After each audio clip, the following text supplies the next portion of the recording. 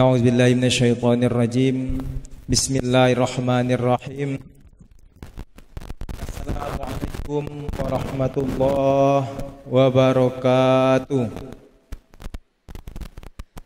Innal hamdalillah nahmaduhu wa nasta'inuhu wa nastaghfiruh wa na'udzu billahi min syururi anfusina wa min sayyiati a'malina. May yahdihillahu fala mudhillalah wa may yudlil fala hadiyalah. Asyhadu an la ilaha illallah wa asyhadu anna Muhammadan abduhu wa rasuluh la nabiyya ba'da. Allahumma salli ala sayidina Muhammad wa ala ali sayidina Muhammad kama sallaita ala sayidina Ibrahim wa ala ali sayidina Ibrahim fil alamina innaka hamidum majid. Hadirin jamaah salat zuhur yang dirahmati Allah Subhanahu wa taala. Awal kalam permulaan kata, marilah senantiasa kita untuk selalu meningkatkan kualitas syukur kita kepada Allah Subhanahu wa taala. Karena hadirin yang mulia, sampai saat ini Allah masih beri kita banyak sekali nikmat-nikmatnya, hingga kita bisa melangkahkan kaki, mengayunkan tangan menuju masjid untuk melaksanakan ibadah kepada Allah Subhanahu wa taala. Andai Allah cabut nikmat kesehatan saja hadirin mulia, maka sangat mustahil kita bisa untuk hadir ke masjid untuk melaksanakan ibadah kepada Allah. Karena itu mari kita selalu perbaharui syukur kita kepada Allah, minimal dengan mengucapkan alhamdulillahi rabbil alamin. Selawat beriring salam kita kirim untuk Nabi kita, Nabi Muhammad sallallahu alaihi wasallam. Allahumma salli ala Sayyidina Muhammad wa ala ali Sayyidina Muhammad.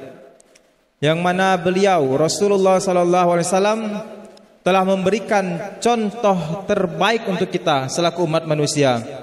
Laqad kana lakum fi Rasulullah uswatun hasanah, kata Allah dalam Al-Quran. Telah ada di dalam diri Rasulullah itu contoh suri tauladan yang baik.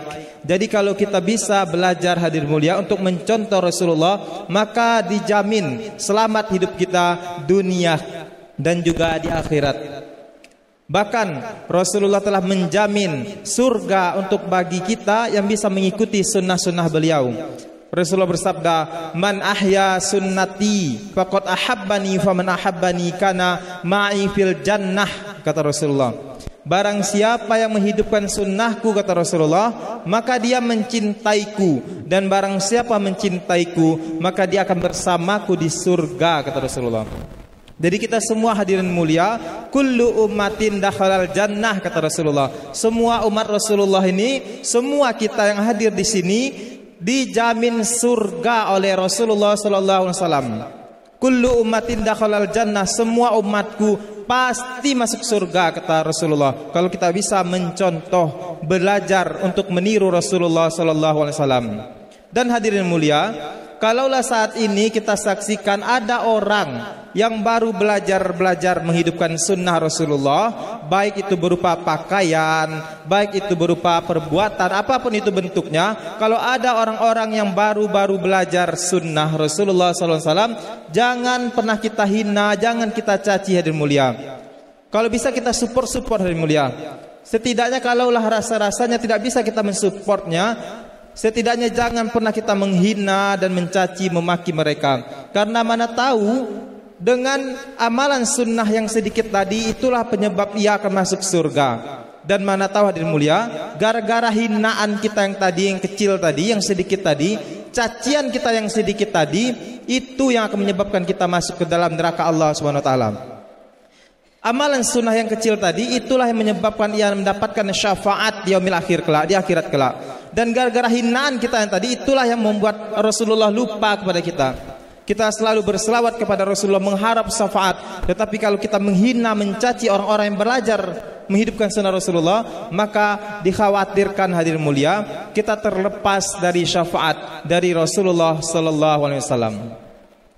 Hadirin jamaah salat zuhur yang dirahmati Allah Subhanahu wa taala.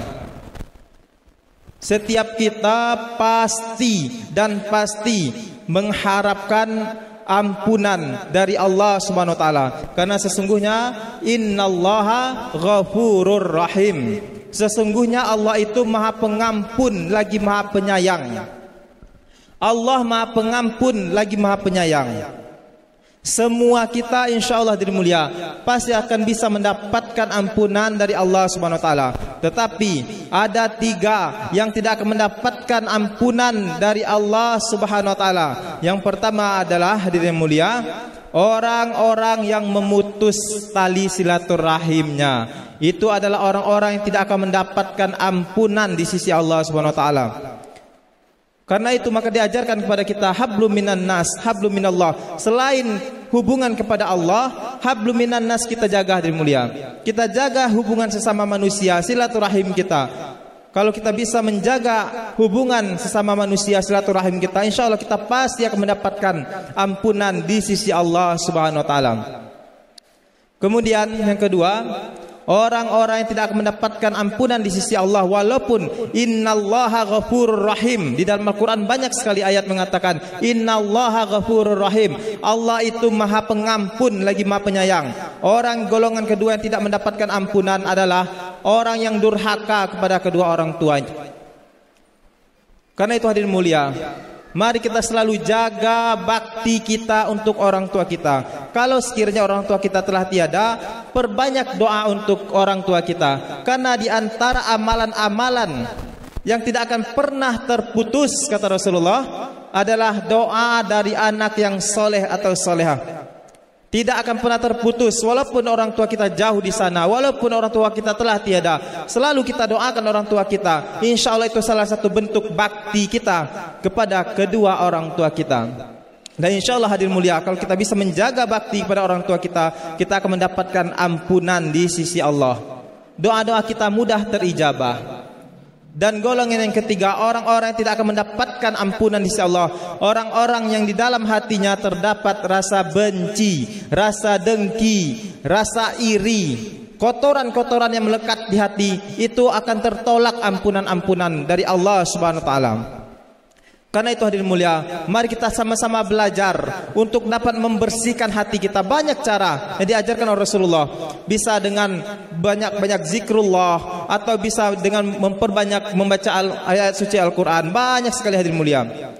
Zikir pun telah diajarkan oleh Rasulullah. Bisa membaca subhanallah, Allahu akbar, la haula wala quwata illa billah, la ilaha illallah. Banyak sekali macam-macam zikir yang telah diajarkan oleh Rasulullah sallallahu alaihi wasallam. Jadi kalau kita ingin mendapatkan ampunan di sisi Allah, buang hadirin mulia.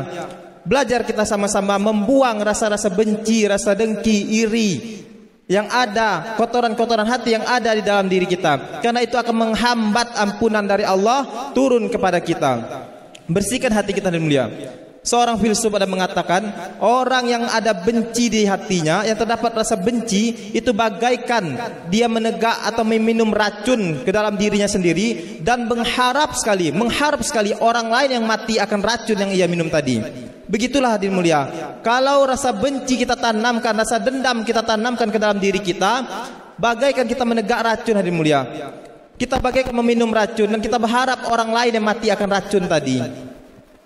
Kita usahakan perbanyak zikrullah, perbanyak baca Al-Quran agar hati kita dapat bersih dan mulia. InsyaAllah, innallaha ghafurur rahim. Sesungguhnya Allah itu Maha Pengampun lagi Maha Penyayang. Allah akan berikan ampunan kalau kita bisa membersihkan hati kita dari kotoran-kotoran hati. Kita belajar sama-sama hadirin mulia. InsyaAllah semoga kita sama-sama semua bisa mendapatkan ampunan di sisi Allah SWT. Mungkin itu dapat disampaikan. Salah khilaf mohon dimaafkan. Kita tutup dengan doa khifratul majlis. Subhanallah wa bihamdi, subhanakallahumma wa bihamdika, asyhadu an la ilaha illa anta, astaghfiruka wa atubu ilaik. Assalamualaikum warahmatullahi wabarakatuh.